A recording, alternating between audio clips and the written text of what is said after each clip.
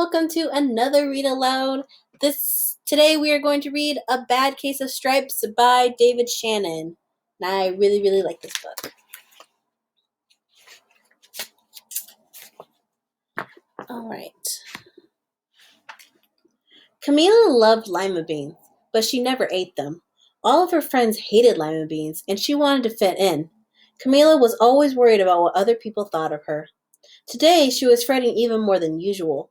It was the first day of school, and she couldn't decide what to wear. There were so many people to impress. She tried on 42 outfits, but none seemed quite right.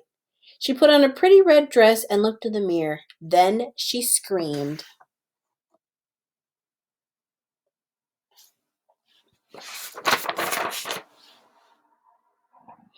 Her mother ran into the room, and she screamed too. "Oh, my heavens!" she cried. "You are completely covered with stripes." This was certainly true. Camila was striped from head to toe. She looked like a rainbow. Miss Cream felt Camila's forehead. "Do you feel all right?" she asked. "I feel fine," Camila answered. "But just look at me." "You get back in bed this instant," her mother ordered. "You are not going to school today." Camila was relieved. She didn't want to miss the first day of school, but she was afraid of what the other kids would say, and she had no idea what to wear with those crazy stripes.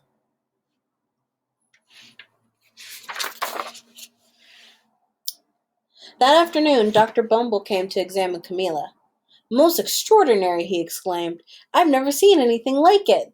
Are you having any coughing, sneezing, runny noses, aches, pains, chills, hot flashes, dizziness, drowsiness, shortness of breath, or uncontrollable twitching?" "No," Camila told him. "I feel fine." "Well then," Dr. Bumble said, turning to Miss Cream, "I don't see any reason why she shouldn't go to school tomorrow. Here's some ointment that should clear up those stripes in a few days. If it doesn't, you know where to reach me." And off he went.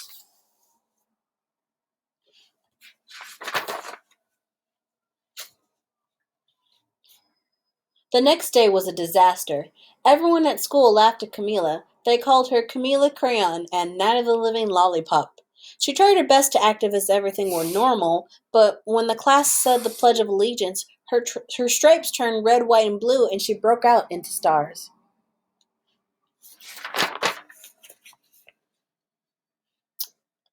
The other kids thought this was great. One yelled out, "Let's see some purple polka dots," and sure enough, Camila turned all purple polka dotty. Someone else shouted, "Checkerboard!" and a pattern of squares covered her skin. Soon everyone was calling out shapes and colors, and poor Camila was changing faster than you can change channels on the TV.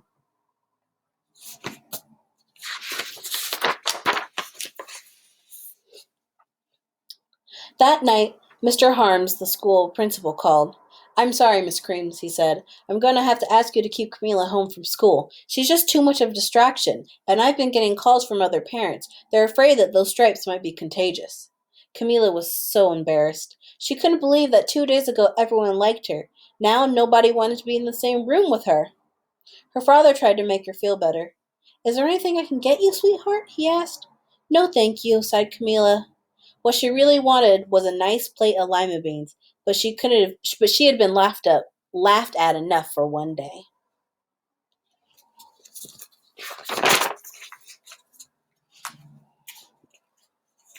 Oh my gosh. Well, yes, I see," Dr. Bumble mumbled when Miss Cream had phoned him the next day. "I think I'd better bring in the specialist. We'll be right over." In about an hour, Dr. Bumble arrived with 4 people in long white coats. He introduced them to the Creams. "This is Dr. Gorp, Dr. Sponge, Dr. Cricket, and Dr. Young." Then the specialist went to work on Camila. They squeezed and jabbed, tapped and tested. It was very uncomfortable. "Well, it's not the mumps," concluded Dr. Gorp. "Or the measles," said Dr. Sponge. "Definitely not chicken pox," put in Dr. Cricket. "Or a sunburn," said Dr. Young. "Try these," said the specialist. They each handed her a bottle filled with different colored pills. "Take one of each before going to bed," said Dr. Gorp. Then they filed out the door, followed by Dr. Bumble.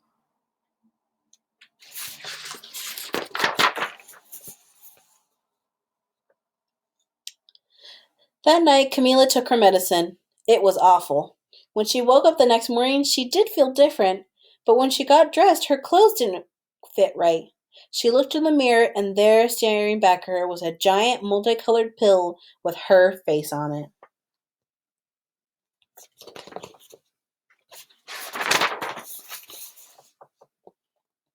Dr. Bumble rushed over as soon as Mrs. Cream called, but this time, instead of the specialists, he brought the experts. Dr. Gord and Dr. Mellon were the finest scientific minds in the land. Once again, Camilla was poked, prodded, looked at, and listened to. The expert wrote down lots of numbers. Then they huddled together and whispered. Dr. Gord finally spoke. It might be a virus, he announced with authority. Suddenly, fuzzy little virus balls appeared all over Camilla. Or possibly some form of bacteria, said Mr. Mellon, and out popped squiggly little bacteria tails. Or it could be a fungus, added Dr. Gord. Instantly, Camilla was covered with different colored fungus blotches. The experts looked at Camilla, then at each other. We need to go over these numbers again back at the lab, Dr. Gord explained. We'll call you when we know something. But the experts didn't have a clue, much less a cure.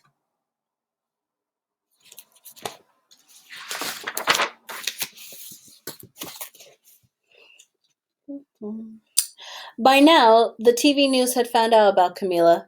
Reporters from every channel were outside her house, telling the story of the bizarre case of the incredible changing kid. Soon, a huge crowd was camped out on the front lawn.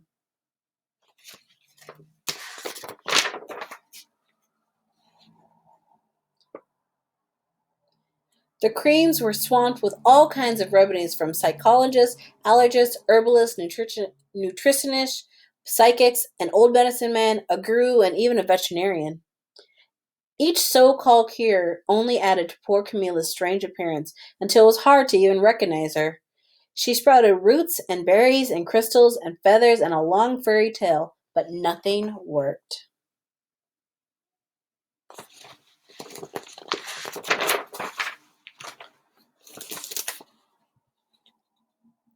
One day, a woman who called herself an environmental therapist claimed she could cure Camilla.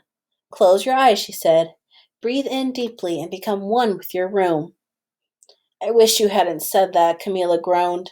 Slowly, she started to melt into the walls of her room. Her bed became her mouth, her nose was a dresser, and two paintings were her eyes. The therapist screamed and ran from the house. What are we going to do? Cried Mrs. Cream. It just keeps getting worse and worse, and she began to sob.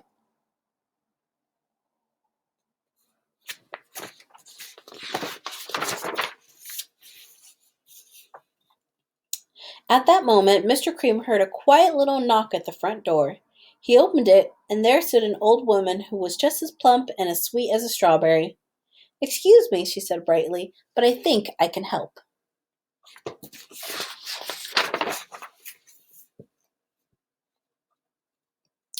She went into Camilla's room and looked around. My goodness, she said with a shake of her head. What we have here is a bad case of stripes, the worst I've ever seen. She pulled a container of small greens from her bag. Here, she said. These might do the trick. Are those magic beans? Asked Mrs. Cream. Oh, my, no, replied the kind old woman. There is no such thing. These are just plain old lima beans. I'd bet you'd like some, wouldn't you? She asked Camilla. Camilla wanted a big, heaping plateful of lima beans more than just about anything, but she was still afraid to ask or admit it. Yuck, she said. No one likes lima beans, especially me. Oh dear, said the old woman. I guess I was wrong about you. She put the beans back in her bag and started towards the door. Camilla watched the old woman walk away. Those beans would taste so good, and being laughed at for eating them was nothing compared to what she was going through. Finally, she couldn't stand it. Wait, she cried. The truth is, I really love lima beans. I thought so, said the old woman, with a smile. She took a handful of beans and popped them into Camilla's mouth. Said Camilla.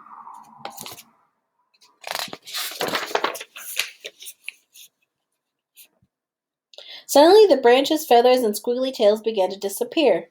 The whole room swirled around. When it stopped, there stood Camilla. Everything was back to normal. I'm cured, she shouted. Yes, said the old woman. I knew the real you was in there somewhere. She patted Camilla on the head. Then she went outside and vanished into the crowd. Afterward, Camila wasn't quite the same. Some of the kids at school said she was weird, but she didn't care. She ate all the lima beans she wanted, and she never had a touch of stripes again. And that's the bad case of stripes.